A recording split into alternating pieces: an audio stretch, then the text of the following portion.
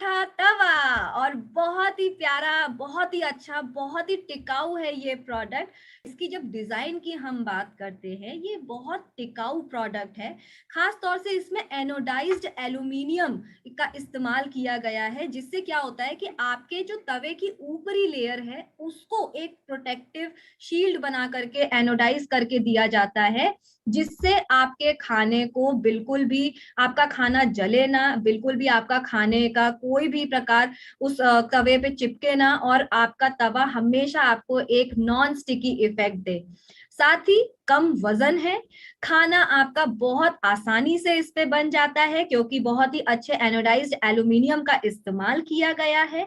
इसी के साथ साथ जल्दी तवा आपका गर्म हो जाता है और आप जल्दी जल्दी अपनी रोटियों को बना सकते हैं, फुला सकते हैं।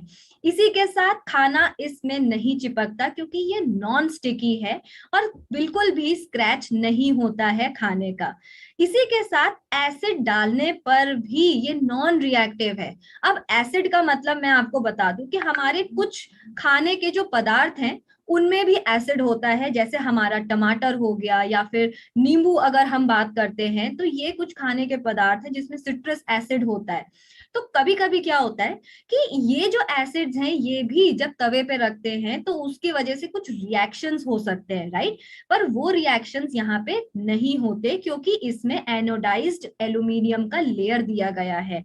साथ ही साथ बहुत ही आसानी से आप इसका रख रखाव कर सकते हैं और पूरी ऊपरी जो सतह है भोजन जिसमें बनता है, बहुत ही स्वादिष्ट और बहुत ही अच्छा आपके लिए बन करके आ जाता है।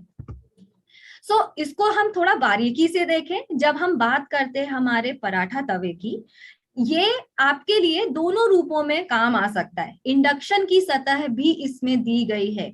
इंडक्शन आपको जैसे कि मालूम होगा, हमारे किचन में हम दो रूपों से खाना पका सकते हैं, एक गैस स्टोव की मदद से और एक हम खाना बनाते हैं जब हमारे पास में इलेक्ट्रिक इंडक्शन होता है। यहाँ पर जब हम इलेक्ट्रिक इंडक्शन की बात करते हैं उसके लिए हमें एक फ्लैट बेस की जरूरत होती है, राइट। तो ये तवे को हमने इस प्रकार से डिजाइन किया हुआ है कि यहाँ पर आपको, आप चाहो तो गैस तवे पे भी आप इस्तेमाल कर सकते हो या फिर इंडक्शन के, इलेक्ट्रॉनिक इंडक्शन पे भी आप इसका इस्तेमाल कर सकते हैं। बहुत ही जल्दी आसानी से ये हीट भी हो जाता है। बहुत ही रिच और सुंदर डिजाइन में ये आपके लिए आया हुआ है। जी हाँ, अंतरराष्ट्रीय डिजाइन में आपके लिए ये हमने ले करके आया है ताकि आपके किचन को ये चार चांद लगाए, राइट। इसी के साथ साथ अगर आप इसके हैंडल को देखेंगे तो इसके हैंडल को हमने प्रोटेक्ट करा हुआ है और एक ऐसी प्रोटेक्टिव लेयर उसमें बनाई हुई है जिससे आपका हैंडल बिल्कुल भी गर्म नहीं होता, खास तौर से रोटियां या इसका इस्तेमाल करने के समय में। और जब हम इसकी बात करते हैं ओवरऑल कि ये कैसा दिखता है, बहुत ही स्टाइलिश प्रोडक्ट है।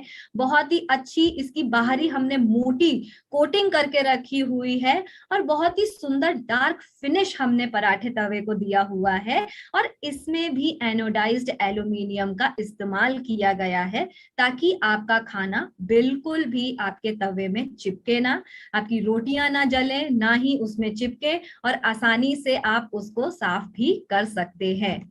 सावधानी रखने के लिए कुछ हमने आपके लिए यहाँ पर विशेष टिप्पणियां की हुई हैं।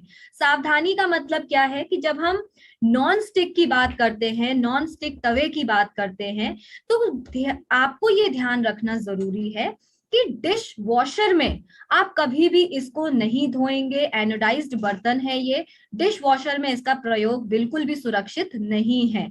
साथ ही साथ आपको जब खाना पकाना है तो आप जो आंच हम रखते हैं, चाहे हमारी इंडक्शन बेस की हो या फिर हमारी गैस की हो, तो ये जो आग जो जलाते हैं हम, जो आंच हमारी होती है उसको हमें कम या मीडियम आंच पर ही रखना जरूरी है ताकि हमारा जो तवा है वो अपने आप जले ना, ज्यादा गर्मी के कारण वो ना जले, और बहुत ज्यादा ऊर्जा भी बर्बाद नहीं होनी चाहिए, राइट। हम सब अपने इंडिया को ट्रांसफॉर्म करने की बात कर रहे हैं तो हर जगह से हमें बचत करनी बहुत ज्यादा जरूरी है।